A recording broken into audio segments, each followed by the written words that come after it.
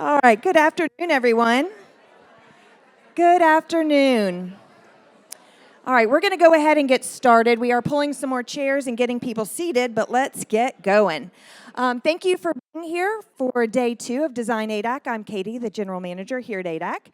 And before I turn things over to this lovely panel, I want to remind everyone to grab a copy of our event guide here. It has all of our events that are going on this week, so make sure that you're registered. But I also want to make sure everybody knows about our Southeast Designers and Architect of the Year Awards finalist party that is happening tonight at Logan Gardens. So if you're interested in meeting those designers and architects that are finalists this year, please join us tonight, and the events are in this event guide.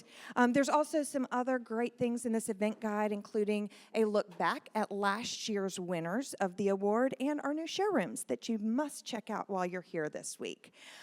While you're here, be sure to have some fun with us on social media. I hope y'all are taking lots of pictures and posting them on social media.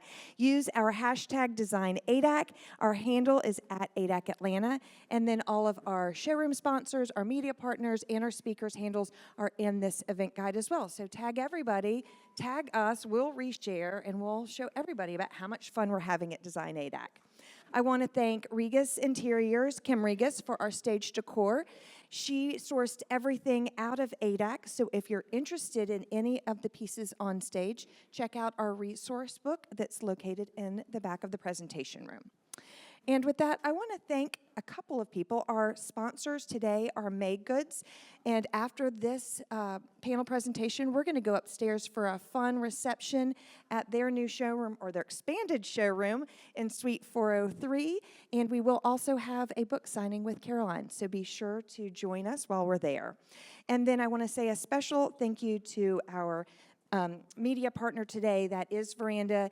As many of you probably know, they are not only a very important partner to us in Design ADAC, but they are also our exclusive partner in the Southeast Designers and Architect of the Year Awards. So I just want to say a special thank you to them, to VERANDA, to the entire team for putting on this market with us, and for the award ceremony that we will celebrate tomorrow night. But remember, the finalists is tonight, so come to that. We are also honored to have one of our judges on stage today with Tim, so thank you to Tim for judging the awards this year. And then with that, I'm going to go ahead and turn everything over to Executive Editor Ellen McGauley. Thank you so much, Katie. And thank you to the entire ADAC team, Mackenzie, Cammie, everyone. This is about a connection. You're connecting us all to new ideas, to kind of gaining some new momentum every spring. And so VERANDA's we're just so honored to be a part of it every year, and so nice to see all of you again. Some great familiar faces, some new faces, so thank you for being here. And I also want to extend a big thank you to Made Goods. We are so proud to partner with you for this discussion, and as Katie mentioned, we'll all be partying there after the panel. And we have one of the founders helping to lead this discussion on the power of longevity. So we're going to get right into it. And before I introduce each of our panelists, I just want to maybe define what we mean by that, the power of longevity. We're going to ask each of our panelists this, but each of them were chosen because they put this at the core of the work that they do every day. Cultivating, or in some cases what we need to do is recultivate, a culture of permanence in design. They use this as their North Star. And I know this because it's also at the center of what we do at VERANDA, and we have just created a whole issue on this. We kind of internally, and maybe in some cases externally, called it Forever Home, because it's about permanence in design. And, you know, this manifests in so many different facets, from renovating old houses, you know, taking an old gem and not throwing the baby out with the bathwater as you modernize it for livability, to garden design, to textile patterns that have endured over millennia, which is really incredible. So someone way back then was designing for permanence and to resonate all these years later. We're also going to talk about sustainability, and that is one thing that I think this group can really talk about so wonderfully. Is it's not about limits or a narrowed lens. It's about sustainability in the terms that we're going to talk about. It is about power, relevance, and meaning for years to come. And again, this is just something that they do naturally, and I think they have a lot of lessons to bring to us. So enough of my preamble. Let's meet our panelists. Architect Tim Barber, here to my left, is a powerhouse. We are so lucky to have him here today. Also because I just realized in conversation, he's actually what we're going to call an architectural psychiatrist.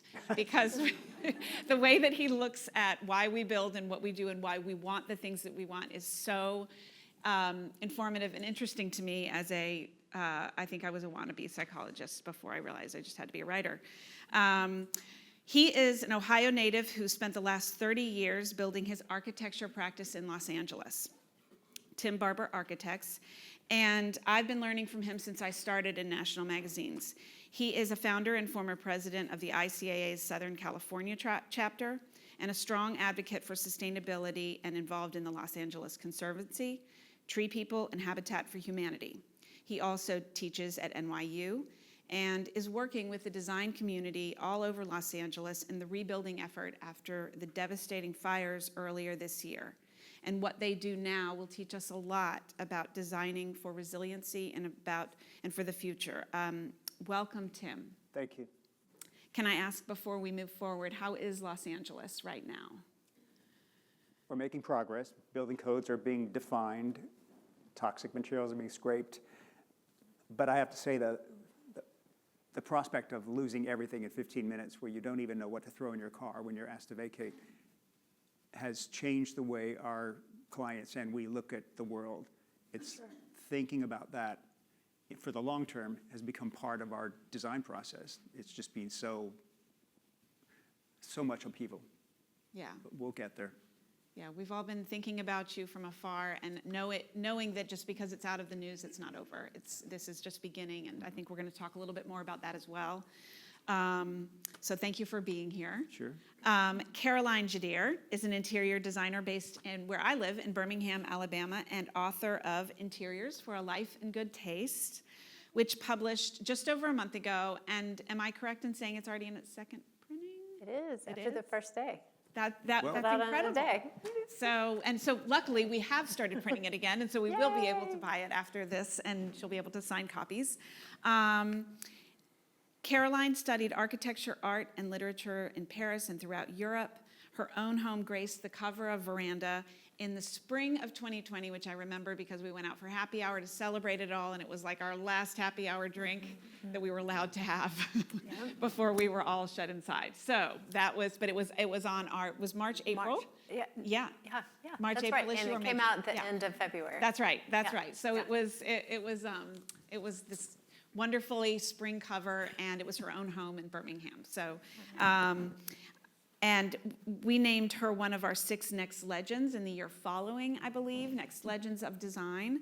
And she also has been a finalist in the ADAC Southeast Designer of the Year. And so we want to welcome you, Caroline. Glad to Thank be you for here. being Thanks here. for having me. Thank you for being here. And Oscar Yague, this is one of the co-founders of Made Goods and one of the hosts of this panel, and we're so honored to have you here. This is a furnishings company that I suspect is a mainstay of all of your sourcing. He, of course, began in 2008 with his husband, Chris DeWitt, when they simply wanted some better mirrors, right? Better mirrors. It was simple to start, yes. It was simple to start. It was very simple. It was not easy to ship, but it was simple to start. Well, they have become the standard bearer for quality, thoughtfulness, and craft in furniture, lighting, accessories, and tabletop, and mirrors. So, right, like we've kept the mirrors, but we've added a whole lot to it. Exactly. And I'm sure no one in this room is any stranger to Made Goods, but if by chance there are, we'll all have an opportunity to go walk the showroom later. And Oscar, there's a line in a story that I read about you discussing how you were really just looking to, when in reference to just looking to create some mirrors. You said, I started to think we could create a niche company, and that's it. I didn't have a big vision. And to look at this empire now, I was like, well, that's all the inspiration I need for today. Thank you very much. Still, we think that way. That Yes. The only thing we want is a little niche, which now is all of you. So thank It's- you very much. Yes, well, congratulations on that. You're also the design director of Pigeon and Poodle, which is part of an accessories arm. We're going to talk a little bit about that as well as part of the Made Goods family, Yep. right? Welcome, Oscar. Thank you. Glad to be here. Okay, so let's jump right in. Longevity and design, this culture of permanence. I want to hear more about what that means when you think about that from each of you. And Tim, we're going to start with you. What is the biggest consideration for you when it comes to creating something, a building, a home, a commercial, that will retain its relevance over time and literally stand the test of time? What is the biggest consideration for you? The most important thing is you have to love it. If the building isn't comfortable, safe, pleasurable, interesting, convenient, if it isn't all of those things and you don't love it, it won't last. It doesn't matter how important the architect was or if it's in the best neighborhood or on the best street. None of that really matters if you don't treasure it. And so our responsibility in all of our aspects of design is to create things that people really want to retain. People want to maintain. People want to pass to their children or to make sure their piece of furniture or their home or even their automobile has another life past theirs. If we don't think about that, then anything else, and I love interesting architecture and I love new build and I love restorations and renovations, but if the point isn't to find what really fascinates our clients and their children and makes their life wonderful for generations, then we've really failed. I think the idea that we have this opportunity as designers to do something which isn't just about culture or community, it's about climate change, it's about so many things. We can study carbon science and greenhouse gases all we want, and I do that. And knowing how to be careful with materials is a really important part, but that doesn't trump making things people love. It's such a great point, and like I said, it kind of crystallized a lot for me when I first heard you say that. So, I Caroline? think we all share that. That's something that I think Yeah, we yeah. don't verbalize it very often, but that is the key, I think, to making things that last. Yeah, and it goes to a lot of the questions that you would ask a client. And Caroline, in your book, you talk a lot about you talk a lot about timelessness, and we talk about it a lot at Veranda, but you can put a sharper point on it when it comes to longevity and design. What does that mean to you? Well, I think it's finding things that endure, that say, that have a future, that have a past, that, that we have this continuity. I look for things that mean something to a client, things that they love, things that speak to who they are, where they come from, where they're going. But also, I love to, extremely important to me is my library, looking back at things that have been done, finding lines of furniture, whether they're new or old, looking at antiques, finding things that have stood the test of time.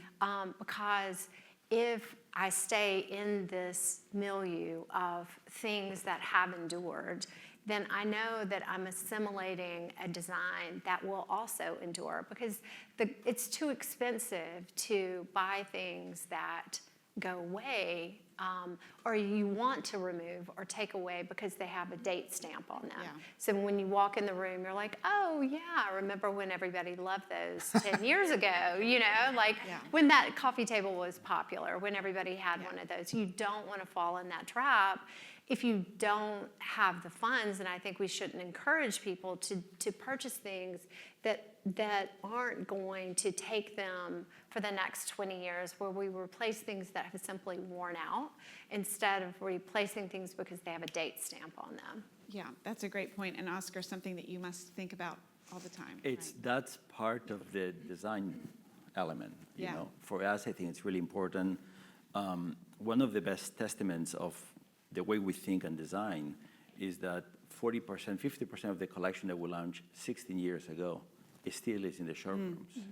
And what's really important for me is that when people walks in, they cannot say if a piece is from 16 years ago, or from 10 years ago, or from 3 years ago. And that includes color trends, that includes shape trends, that includes, you know, in my case, I have to start thinking if the sofa arms, they go up or down, you know? We had the period of time that where the sofas were 28 inches tall, then all of a sudden they went down to 22 inches, the arm. So I have to think also when I'm designing, and we have different sizes and different shapes, but designing for me, we have to take always the approach of, we have a lot of color, but have to be colors that can sustain through years, that they can evolve, and they can still look good 10 years later. And for us, that's, to me, it's always really impressive, to me personally, to be honest, because when I walk into a showroom, I don't normally come to the showrooms that often, but I see pieces that they're literally from 16 years ago, and they still they look perfectly good time. They can hold the time, they age perfectly well. That to me it's good, because that means that the pieces, it's more about how this group uses the pieces, but the pieces can blend into different time periods perfectly fine. And you're talking not just about the craft and how they're made, that they will hold their color, but the colors that you, because you do use a lot of color, and it's so refreshing. Because it's not like, we got to come up with this one thing that everyone's going to like. You know, there's a point of view to your color, but you're talking about both, right? The colors that will hold up and the actual craft. Right. One thing is the inside craft that nobody sees, but how you build the pieces, how you finish the backings, making sure that the materials you're using are not going to disintegrate. I always say that, to me, there is a 6th or 7th sense that we have, especially this group here, that when you're touching something, you need to feel something. Not necessarily people can talk to it.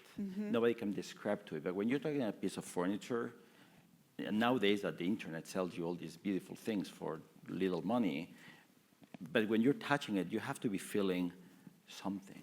There's a thickness, there's a heavy, there's a weight to it. So I think that's, to me, that's really important. I used your, from Pigeon and Poodle, your desk set in my room in Kips Bay. And when we set it on the table, I ran my hand, and it was like, ooh, nice. You can feel the quality. The leather was so fine. And it just felt like something that was, you know, a piece that you would keep forever, like not something that's going to fall apart. The stitching looked like it was made like a fine handbag. I mean, just really bespoke sort of artisan piece. I was really struck. All of the things were beautiful, but the leather that you used on that desk set was just extraordinary. That is one thing I do. I'm going to skip ahead a little bit because I want to stay on the sensory topic, because I think that was a surprising thing for me to hear and to learn from designers about. That is a challenge, and we'll talk about opposing forces of this in a moment, but how we do determine the quality and how the sensory part of it is bigger than what we give it credit for. And so Caroline, you're touching, what are you looking for? Like, what are you looking for? What tells you that something is well made? Well, maybe it's too sensory to answer, but I'm going to give it a try. Well, we're in this digital age where so many of our purchases, even ours as designers, are online. But seeing a piece, anything, fabric to furniture, seeing and feeling make such a huge difference, and they really inform our opinions so much more. Visual takes the lead, but when you see something in person, you know immediately. There's something that synthesizes in your being. When you touch it, you can feel the quality. And you know, and that sense of comfort. I think we're all looking for comfort in our homes, and what will feel good, what will endure. Buying something of quality, of value, something that, I think that's, speaking of longevity, something that is well made, that has stood the test of time, that feels good, that you can touch it, it feels strong, it feels sturdy, or it's comfortable, it hugs your back, or whatever it is that this piece is offering you when you see it, feel it, and touch it in person. Those are indicators of what you can expect of this piece into the future. Will it go with me? Will it take us there? So yeah, I mean, I'm always looking for the lines of a piece. How does it, when you touch it, does it push back, cushion, whatever it is, I'm always wanting to feel something. And we talk about the hand of fabrics. For sure, you can tell so much about a fabric. There's a lot in performance these days, but I'm always looking for something that's more natural, that will endure, that's not made out of petroleum. Even though I love a performance fabric in the right place, but in our houses, I'm always looking for something that is like a thick velvet that might be washable and can stand the test of time and feels great. One that's like 100% cotton or wool velvet or linen velvet that is just going to patina over time and develop a luster, and these are the things we're looking for. I think that creates connection. I think that's how we connect to pieces, and so we get something maybe online. We haven't actually had that initial connection with it. And Tim, you really opened my eyes to a lot of what you are creating in a building with light and sound. Can you talk a little bit about the senses of the buildings that you create and what you're doing very intentionally? Well, I think we don't always confess to this, but I, at least, I'm a hedonist. I look for pleasure in the things I build and the things I use. And so light and the use of natural light and the way it changes throughout the day in the environment that you create and your ability to control it or shutter it or raise the blinds or the way it bounces off of a floor or bounces into a house because of a deck or a porch outside, those visuals make everything, a fabric, a piece of furniture, a piece of sculpture, art, or even just the room itself, change and have different qualities of delight all day long. Same thing with touch, a banister, the floor, something that's maybe slightly sandy or gritty, or something that's really elegant and smooth, the texture of plaster. Speaking of plaster, sound for me is super important. Like plaster sounds different than drywall. When you enter a room and it's got a deader, less reverberating feel, and so you're in a different, in my mind, better or more sacred space when you don't have all of the clanginess that sometimes drywall will provide. Books are great sound absorbers, so whenever I've got a room that I think is going to be clangy, I look for a place to put some kind of built-ins or allow for a bookcase or something so that the sound soaks up. Smell, books smell. There are many things that provide a fragrance or an atmosphere that you don't necessarily identify when you're in the room, but rooms have smell. I think all of these tactile sensors that we possess, I was saying earlier, we pay short shrift to our limbic brain. We make choices based on gut level instincts that can't really even be verbalized, can't be identified. And so when you're really looking for a place that you will love, that will have meaning, even patina, when you mentioned that, I love that. So looking at a wear mark that on where the darkened brass is slightly worn off a doorknob, or where the fabric has a slight wear to it, or the table has a dent in it that provides a memory for exactly when that happened, how mad you were when it happened. But I think that those elements of architecture and design are why we retain them, why we love them, why they're meaningful, and meaning is everything. It's as if the piece has a soul. It has a story that it's telling you when you look at it. And we become a part of that story when we incorporate these things into our life, right? And then there's so many antiques that are in the images that we have here that are family pieces, that are the grandmother's desk that she left the note in. and said, I'm going to give you this piece when I pass, but there's a note in the back, and you'll have to find it. You know, not just that kind of literal storytelling, but just this is my grandmother's chair, and she used to always sit in it, or she had it by her piano, or whatever it is. And when you see those things, when you bring them into your life and you see them on a daily basis, they empower you, and they make you feel more centered, I think.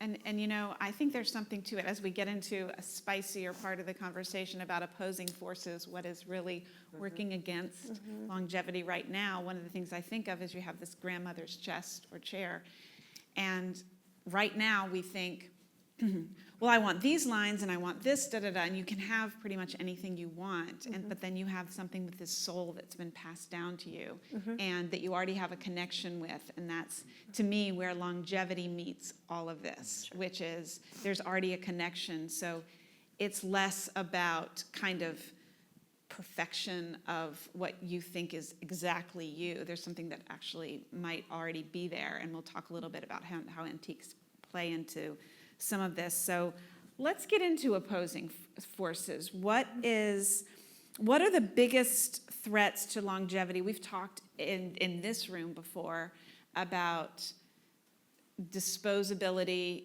fast fashion when it comes to home, and there's a lot of things working towards this. Caroline, let's start with you. What do you see as some of the biggest things that are kind of moving us a little faster?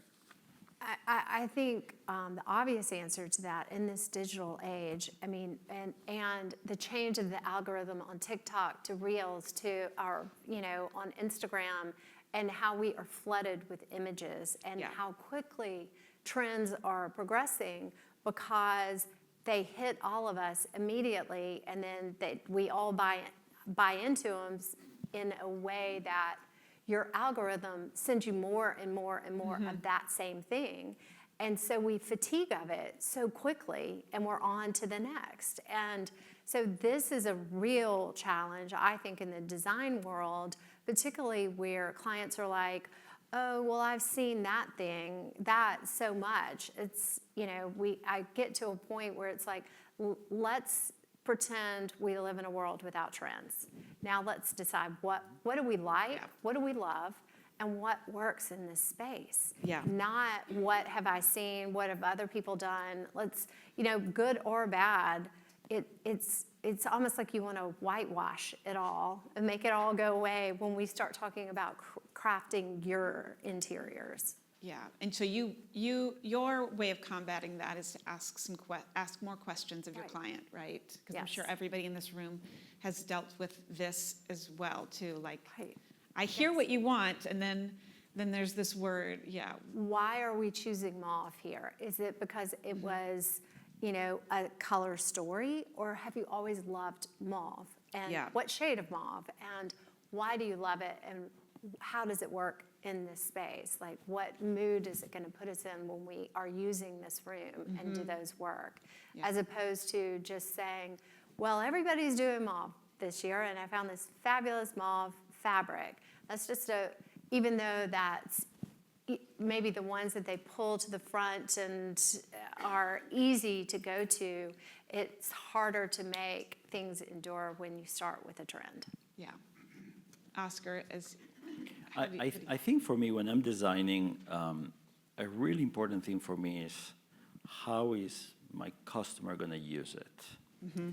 And I can design many pieces, but if I don't think this meets Caroline's needs, or this meets so-and-so needs, I need to see because if not, you go into a trendy pieces. And trendy pieces, they may look really good. We may sell them to the lobby in a hotel because they're always looking for more trendy pieces. Like, we cater to both markets. But I'm always trying to think, who's going to use this piece? And if that piece I don't find, and we have, our market is nationwide and Caribbean and, mainly these areas. But if I don't find a name that I think he or she is going to use that piece, I stay away from it. Because then you need to be able to visualize. It's funny because when you guys take our pieces and you use them in your spaces, it blows my mind. I have not that vision.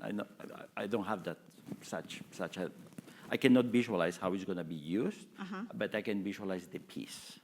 So when I have the piece, I need to think, okay, who's going to use that piece in what? And it can be in the Upper East Side in New York. Is it going to be in the Hamptons? Is it going to be in Santa Monica? Is it going to be in West Palm Beach? If I can land it into a house that it's kind of like in my mind, then I keep going with it. Same with colors in our pieces. If not, it can be a really nice design, but if I don't find that has the right proportions, has the right, who's going to use it?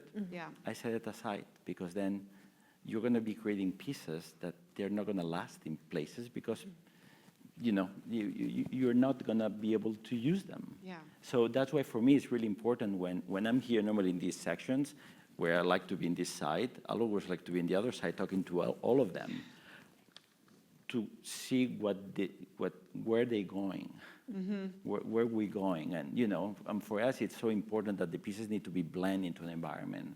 We in Make Goods, we don't try to have the pieces that stand out. Yeah. Because it's not our DNA, basically. Yeah, that's a great bar to use. How are they going to use it? Tim, what do you think is going on in whether culture, design economy, all of that is working against longevity right now in design, whether it's in the furnishings, in the buildings that we're building? Well, no offense, but I'll start with the magazine shot. Sometimes we are designing No for offense taken. the photograph.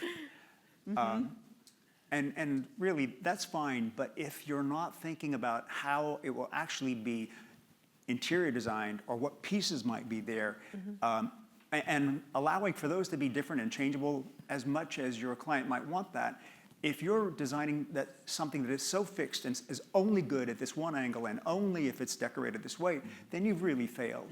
And I think that kind of fixed specificity works against longevity in our buildings. I think so many other things contribute, especially in sometimes we can't see the forest for the trees. Everyone's talking about recycling packaging. How about packaging? How about let's just have less packaging? We don't always see the problem. We see one of the solutions, and we're focused on, I use that example, but there's so many where you're not looking at the problem that makes a building temporary or a piece of furniture temporary. If you imagine its future life as part of your job is to think about how their grandchildren will use it, or will it resell if they want to downscale once their kids are all out of the house or something. If you don't think about those things, then you've designed a temporary house. Right. And I think our job, all of us, is to try to create something that will evolve, something that, we talk about it a lot, like the nursery becomes the gym, becomes the home office, becomes the yoga room. If you don't have that kind of procedure in mind, or the garage that temporarily is where the garage band works and your cars are parked on the street, and then eventually your kids go away and you park there again. If you don't have that kind of thinking, then you're designing something that won't evolve as people evolve, and we do. So just to put it back in perspective, we try to design a space, and we put the beds and the TV, and if there's a grand piano or something, we put the big objects in. We're not designers. But if we don't have options for the designer and options for the pieces that they choose, then we failed. If it can only be done one way, then we've failed to make it endure. Yeah. And Caroline, you've talked a little bit too about designing for angles, meaning clients who have sort of the education, wait, what is our goal here? Are we designing so this part will look good in a photo, right? Versus this is a room, this is a lived-in house, to Tim's point about the photograph, right? That's right. And, I try to tell clients too, it's all smoke and mirrors photo shoots. Yeah. The furniture is at a weird angle to the lens because the lens is round. Okay, so everything, if you walked in a room of a photo shoot, you'd be like, well, this is curious. Why is this chair sitting out in the middle of the room, like in a different place? And so when you look at it, when you take a photo shoot and say, I like this and it's composed for a lens, and that's not how we live our lives. And things that look good may not be comfortable, and may not actually work or suit. Those may be beautiful chairs, but if you have to sit in them every day, are you going to love them as much? And so, again, with the images, we're so driven by images and inundated with them. We've got, so then our job becomes finding the balance of inspiring pieces and things, and the less sexy longevity talk, and or incorporating forethought into the design. Although I do find that clients are very thankful for these conversations like you're talking about that we have, where we say, so your children are 4, 6, and 8 right now, but you're going to turn around twice and they'll be the same size as you are. And then what does your dinner table look like? What do your evenings look like then?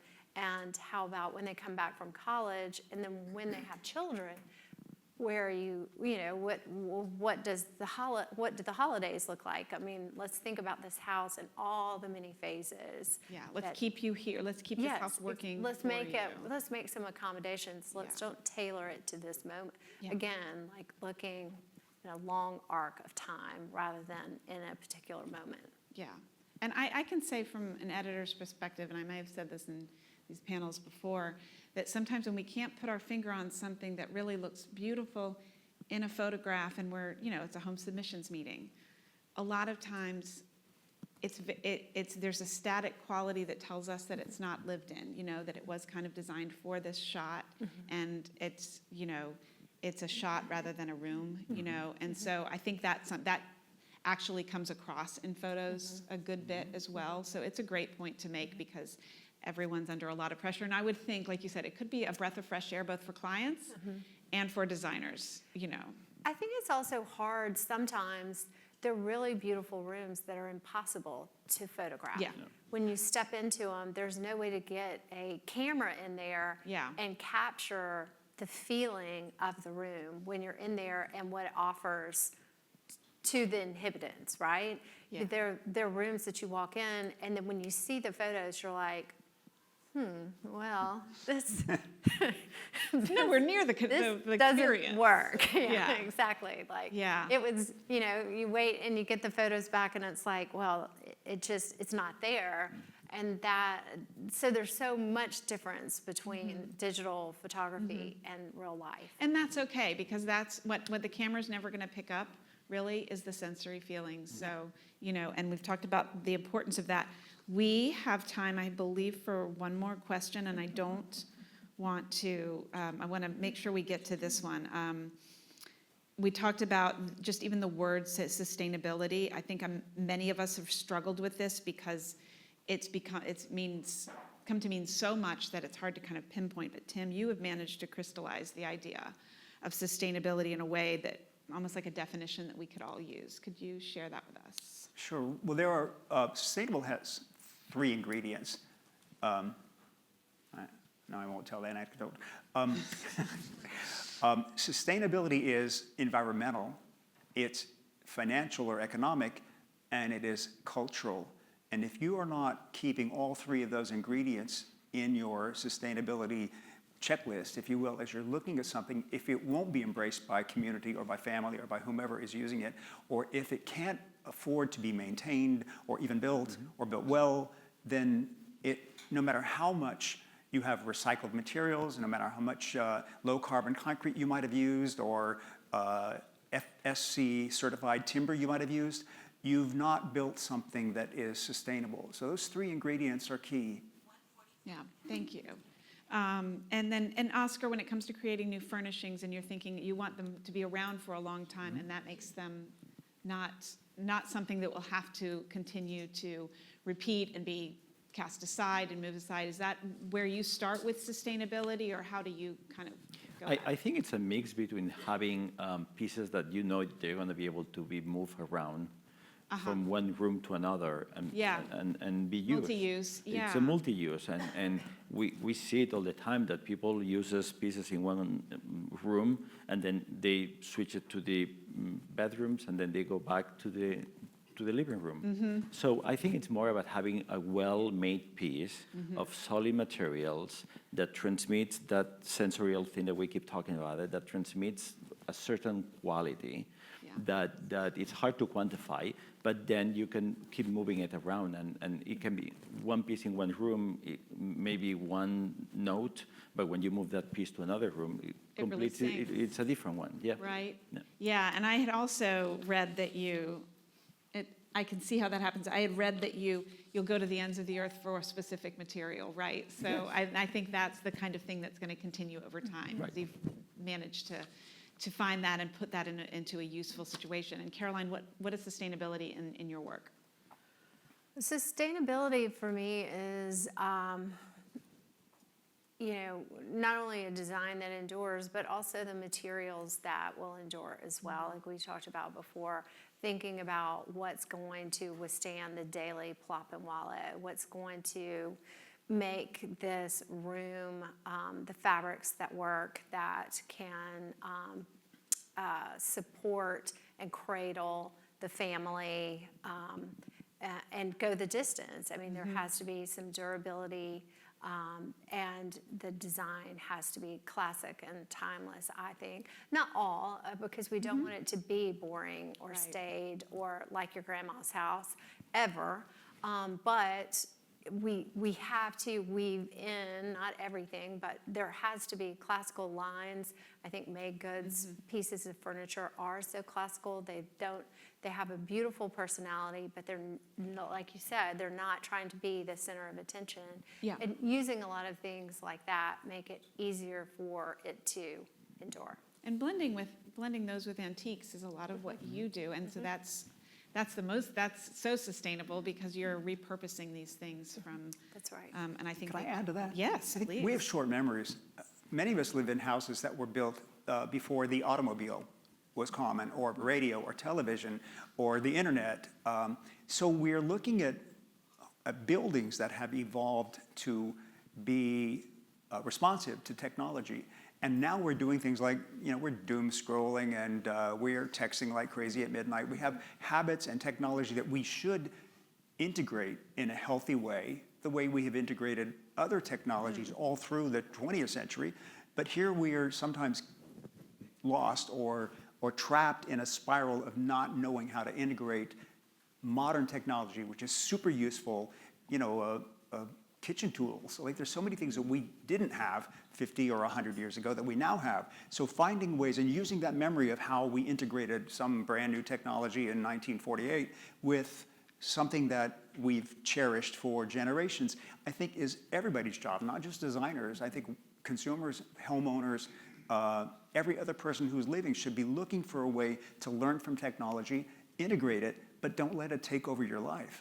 I think about my grandmother's record player that was in the wall. Do you know, like, and it had a radio too, and it just seemed like the cutting edge. I mean, just extraordinary. Could you even believe? And I also think of my AV closet that I had that used to have the stack in the tower, and it had a fan and all that kind of stuff. And I guess my challenge is I'm always trying to figure out how to do that, but without getting stuck with this infrastructure that then is dated. And so I can't imagine. Like those things we used to build for TVs that were 3 feet deep. Exactly. It's tough. It's tough because it moves so quickly, trying to. I wonder if the best answer would be, and I think we have to wrap this up so we don't have too much time to discuss, but asking ourselves what the people who came before us would do about an AV closet or something, Elsie DeWolf or something like that, and say, what would they do? I don't know if that would work. Good question. They might be like, no, we're just not doing that, but I don't know. Tim, real quick, who would be your design giant that you would look to? Oh gosh. Well, there's a modern architect, Bjarke Ingels from BIG, that is doing some really innovative modern work. But I would say that Some of the really early 20th century architects that designed in Southern California, those names won't be terribly meaningful, but they designed, especially after the earthquakes in the early 20th century, they used concrete in a different way, they used timber in a different way. They created spaces that were both reminiscent of Spanish colonial monasteries, but they were also combined with a love of modern transportation and communication. People who took two really disparate ideas, old and new, and knitted them together. So I've got some Southern Californians, but I'm sure they're all over the place, but that's what I look for. Yeah, yeah, Caroline? Well, for me, it's Francis Elkins and probably Billy Baldwin, maybe Nancy Lancaster. Yeah. Oscar? I think for me, I'm going to stay home. Original from Barcelona, I'm going to say Antonio Gaudí. I think he mastered the movement of the stone, he mastered the ironwork, he mastered the use of glass, how to mix ceramics, painted ceramics with, he used all these elements, all these textures in a way that was never done before. So for me, he really teach me how to see spaces in a complete different way. So I think there's a lot of that on me, on the way I like to use textures and find new things, and and always keep exploring new things. Yeah, it sounds like the common thread between everybody's is that all of these people successfully linked centuries. They were, whether materials with new innovations or new technology. So thank you very much. Do we have time for questions, Katie? Probably didn't leave much. Okay. You're good. Am I good? Okay. Any questions for any of our panelists today? Yes, we have one right back. If you'll. We've got 2 microphones. Okay, hold on just a moment. We're coming around with the microphone. Come right behind you. Oh, mine is very brief. I couldn't hear the name you said, your influential person from Barcelona. Oh, it's Gaudí, Antonio Gaudí. Oh, yes, of course. Yeah. Thank you. Sorry, maybe I say with the Barcelona accent. So it changes, so I apologize, but yeah. Gaudí, there we go. That's how you guys say that. Thank you for the question. Thank you for the clarification. Yes, we have one over here. Sure. Well, we're videoing today, so we need the microphone. Thank you all both. All 3 of you. That was lovely. 4 of you. Caroline, I would love to hear you speak a little bit about the fabrics that you use, because I've been so intrigued by performance fabrics and then also disappointed by them. And I wonder Yes. what you are using that you find to hold up to families and dogs, Right. but also look beautiful. Sure, exactly. That's the challenge, because I think we all were so excited by performance fabrics and then disappointed when they pill or that they're not as cleanable as you thought that they were. And so, I rushed into those and have had to step it back on a lot of those things. And what I'm back to are now there's some linens that have been treated in a performance way these days that are coming around. And I think maybe that's the future, the way in which the natural fibers are made, because you have to, what we've learned is the fabric has to give and move. And it can't, when it's petroleum based, it's hard to give it that elasticity that a natural fiber has, okay? And it's not washable, okay? So I use things like slip covers in cotton that can be removed and washed and returned when the juice box spills. Because it inevitably will. And we can't live our lives afraid to let people have a glass of red wine in our living room, because that keeps everybody uncomfortable. We've got to find a way to relax. I have slip covers in my own house because I want people, when they come in, to enjoy themselves. And I don't want my children to have to feel uncomfortable in the den. They can stay out of the living room, and I don't want them in there messing if they're not going to respect it. But like in the den, where it's their space. So that, like I said, linen, velvets that are great, or a chunky weave linen. Anything that's a natural fiber, you can get somebody to come in like Stanley Steamer and clean those things when you have a stain. And if somebody leaves an ink pen on a piece of furniture, it doesn't make any difference truly if it's performance or anything else. It's basically ruined. And flip the cushion over, do whatever, and keep moving, but it's not the solve that we think it is. So I look to just natural fibers. Thank you, that was a great question. Any others? Any other questions? All right. Do you have more? Do you have anything else that you want to? Do we have time for another? We've got a good 6 minutes if you want to keep going. Okay, all right, I Oh, do. wow. Tim, I do have, I want to know, what is the conversation going on right now in Los Angeles about what needs to be built next, and kind of how to do this with fire resilience in mind and/or just longevity in mind? What are people talking about? California codes have been really fire resilient for some time, but the things we learned, especially in the Palisades, for example, we used to have rear garages on the zero lot line where people would park their cars. Well, they don't do that any longer. People park on the street and they use that for something else, or they built it into an ADU, a conditioned space on the zero lot line. So the fire trucks couldn't get up the streets. The streets were too narrow because people were parking on both sides of the streets.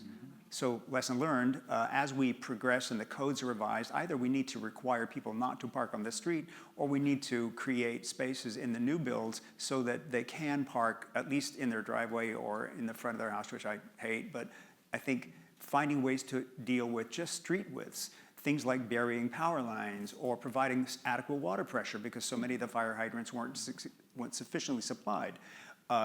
Things like, it's not a code requirement, but we had a homeowner from 10 years ago in Malibu that had rooftop sprinklers. And about a year ago, he took fire department training and learned how to take a manual pump and use his pool water to spray on other buildings. And he was able that night on January 7th to save his house and 3 others on the beach, just because he had the training and he had the rooftop sprinklers. So there are all kinds of things like that that we can be doing. We're making almost everything fire resilient. We're not using wood in any exposed, even a windowsill, for example. That's a horizontal wood surface in a fire zone. Not a good idea. So looking for ways to use brick rowlocks or something for windowsills so you're not capturing embers. Attic vents, forget those. You can't, if you have an attic vent, it cannot allow cinders or embers to come in. So there are all kinds of things like that that are happening that, bless you, you don't have that in Georgia these days, but who knows what climate change might bring. So it could happen. There are some dry spots here too. So I think we're learning a lot, and they're not all code requirements, but I think any responsible designer would be using everything they could possibly think of, including outdoor furniture, making sure that wood decks and even awnings, which are fire resilient supposed to be, and outdoor furniture can be a real tinderbox if you're not careful. Sure. Yeah, and you're already rebuilding, right? Yeah, you're already starting to rebuild. Well, I was just asked, how much do you think trees can, Hold on. how much do you think the vegetation catching fire with the embers burning from tree to tree to tree? Quite a bit. I think. Would you not have trees anymore? No, but 5 feet away from the house, you shouldn't have something that's really a fire, like eucalyptus trees. They're just like a matchbox, for example, or even a pine tree. So if you're going to plant mature trees, think about how they would shade your house in the summer and then not shade your house in the winter, like deciduous trees, but far enough away and mature enough, or let them be mature enough, and just change them out every 10 years so that they're all 10 feet tall. Look for ways to have a pretty drought-resistant 5-foot barrier around your house where you might have something that's, brick or even drought-resistant plantings, but nothing that would turn into the kind of, it's almost like kindling, the kind of low-growth, really dry shrubbery that were right up against houses all through both of the communities that burn. I think that's something within your control, within your lot line. I think if your neighbor has one and is overhanging your house, that's a conversation. Or if the city plants street trees that are threatening because they are so flammable, your house, you should have a voice in that conversation and not just sit idly by and let that happen. Yeah. What an incredible story about the homeowner that had the fire training. Yeah, I have the video. He did it on the night of January 7th. And he's like in a yellow plastic or rubber costume, and he's smoke all over his face, and he's truly upset. But he took a video of what it was like to try to spray down the 4 houses that he saved. really heartbreaking. Yeah. But he's Yeah. he's one of those guys. Talk about taking matters into your own hands, right? Well, thank you all so very, oh, go ahead, I'm sorry. When I was in Barcelona last summer, I was astounded. I thought the trees were real, but they are those cell towers. Yeah. And they look like trees. Sorry. I thought that you could have fake trees that won't burn. Because you couldn't tell the difference. And useful at the same time. Thank you so much, everyone, for coming. Thank you so much to our panelists who are wonderful. That was amazing. Thank you all so much. And now join us in Made Good Suite 403.